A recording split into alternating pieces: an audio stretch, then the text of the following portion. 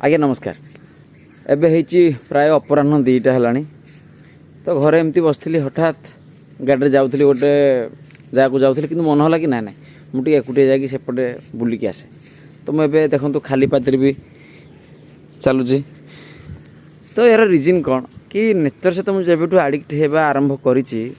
तो मत अलवेज माने मैग्नेट भाया मत नेचर टाणे कहीं मुझे नेचर सहित जोड़ा पर जो जिनसा पाई से आपको माने संकित हार तो वर्णना तो करें ना कौन मत मिलूँ तेणु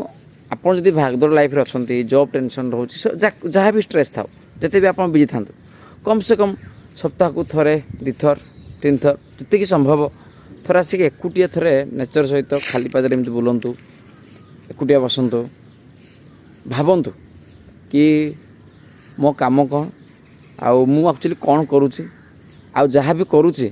मो निजपाई करुँची ना आउ क्या देखिए करुँची ना कंपेरिजन करी करुँची ये सब जिन थे भावतु देखिए केते रिलैक्स आपको लगे आउ केते बढ़िया फील हम। तो नेचर सहित जब आम आडिक्ट हो ना बहुत जिनस स्ट्रेस